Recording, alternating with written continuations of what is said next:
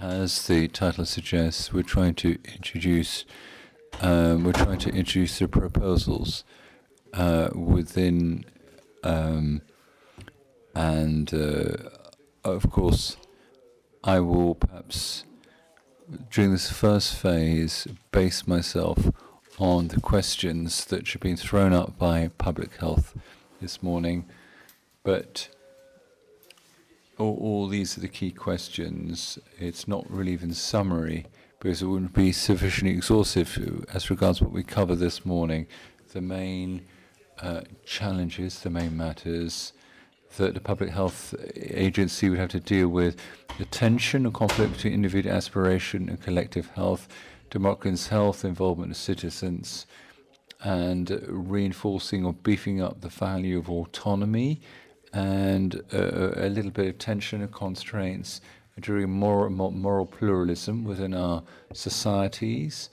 And there's a calling into question of expertise, especially as how authority, be it health-based or politically based. Now people have drawn upon the COVID crisis as a result. But the first time this came out when there have been specialist know-how in the contaminated blood scandal in France in particular.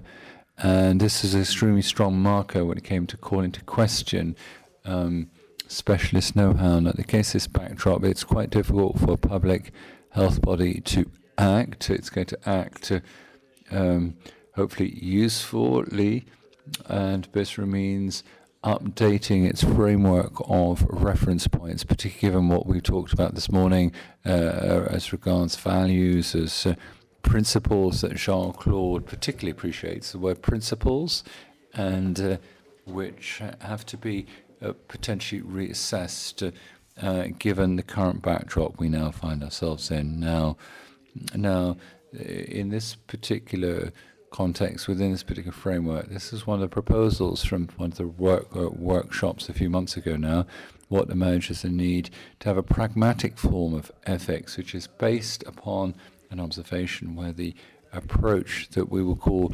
exclusively semantic, but semantic approaches are basically to draw into them. But we draw into theory, into philosophy. Those resources exist, they're interesting, but sometimes they're not sufficient in and of themselves, given the complexity of the problems that the public health authorities have to deal with. So a pragmatic approach, and that's an avenue worth exploring, pragmatic ethics, which is rather systematic applying standards. It's to try and question the existing standards and placing it to more the plural context of life. It's ethics which more focus on the patients or subjects, on their experiences, on their lives, and which is seen as a collective learning approach.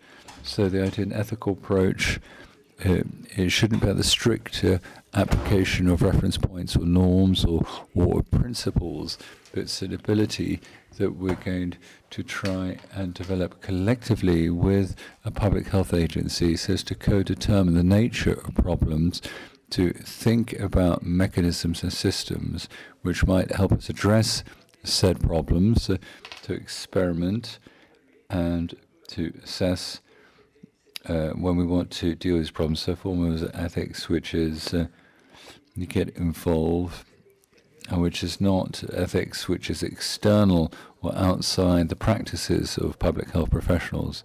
Now we're here, we've got a form of ethics wants to be contextual in nature, it's experiential in nature, but it's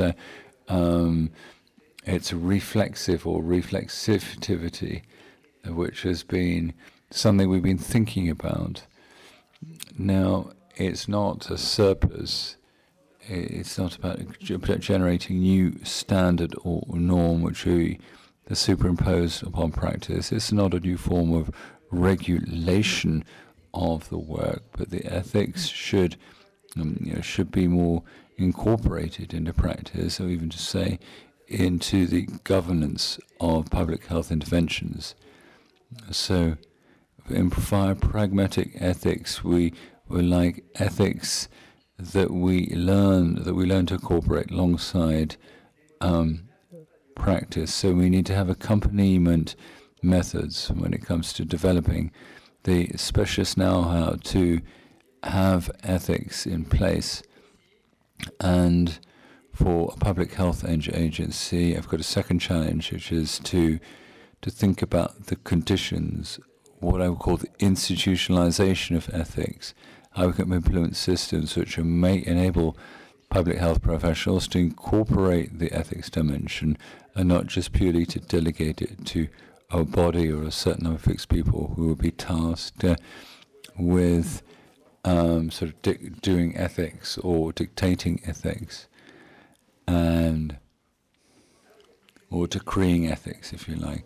So a question which might be raised with regard to this idea of the institutionalization of ethics, that at agency level one has to understand or agree on what you expect from ethics. But what kind of ethics to do what?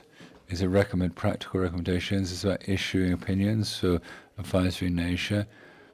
Would you envisage accompanying people acting as stewards in the thinking process to get them to wonder about and question, or so we can see there's a necessary coordination or dovetailing between self-regulation but also hetero-regulation as well, because there are codes and standards which need to be abided by. And ethic supports this. You're trying to render various health professionals autonomous. Now, what shape should ethics take? Should it be a committee, or Public Health France has got an ethics and code of conduct ethics? And well, the sharing that we do, we talk about it on a regular basis with ethics committee, must not be the only actor of ethics and shouldn't embody itself alone ethics, but it has to be a resource amongst others with a specific mandate and competences. Now, in the prospect of a more integrative approach, with some contrary work, you might imagine alongside an ethics committee, discussion areas, sharing areas, and which areas which lend themselves to longevity, dialogue, health, and so on. This is a major challenge that we're facing in this regard. Other questions might be raised at this particular juncture: how to steer and to breathe life into a democratic approach. Or I don't want to tell you my life story, but it's within the framework. As my service practice, I was frequently solicited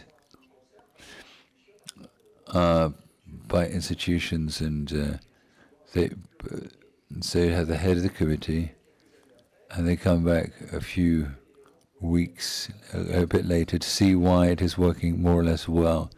Now, this is an approach which is extremely significant and sometimes difficult to implement, but it's just as difficult to breathe life in it over time, and get its name written out for the agendas of the next big meetings.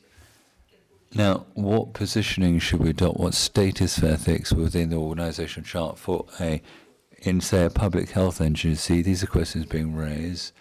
The activity, material ethics, it should be considered as being something that's in the margins, but to generally integrate it into the very life of an agency. So, how do we do this? We've got to recruit people. But what kind of methods? What tools? What practical schemes or systems? And I've been fed this morning by the survey that you all did. an absolutely remarkable job with the ethics reference points document which will be presented to you this afternoon, and which clearly represents form as landmarkers which we can rely on as a public health agency, but which also need to pass on by various mechanisms which might people have their awareness heightened to these ethical matters.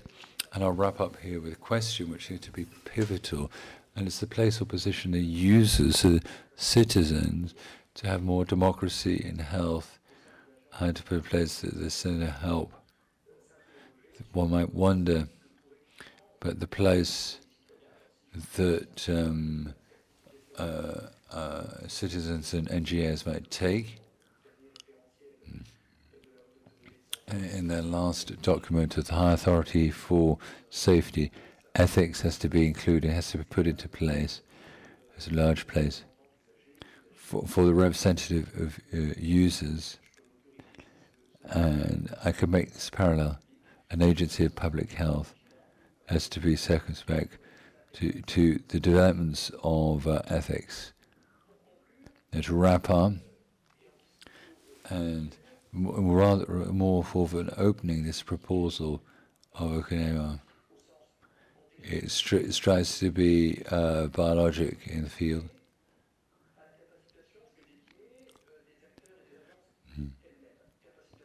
Now, we might to develop a situation where you can act, you're able to decide to act, you can act. Are the three areas of confidence. There has to be a degree of consent as regards ethical problems, issues emerge, a form of automation, becoming more independent, and a form of emancipation which you can expect from ethics.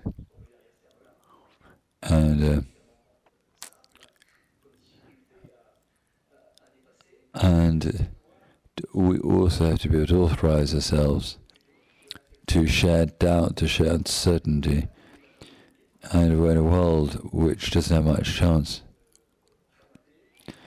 And in a world that's been a bit formatted, if I can put it there, by the development of a culture of control, of exerting control over events.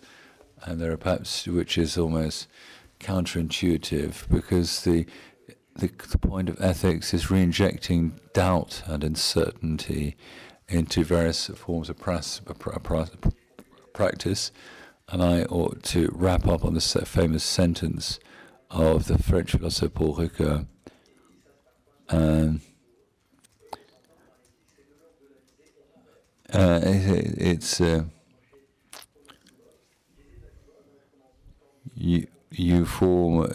You move towards it if you get there.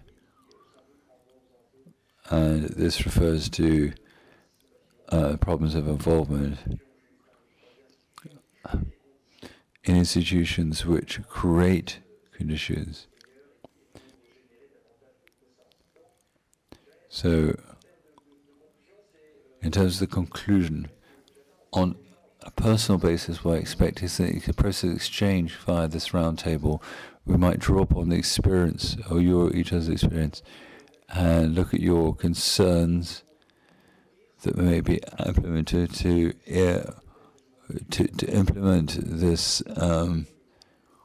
ethical project. It sets the time deadline for it as well, which attempts modestly to answer the question: what does ethic situation really mean for us? But the question is quite answered, but sometimes the answers may be much more complex. The question was thrown up over the shared project of shared values. Somebody took the floor. Jim, there's this ethical aspirations being rolled out for these questions. It was to try and keep oneself benchmarks, but a meaningful time horizon in a world which is in the throes of change. It requires public itself, confirmation methods, and so on will also be needed. Thank you very much for your kind attention.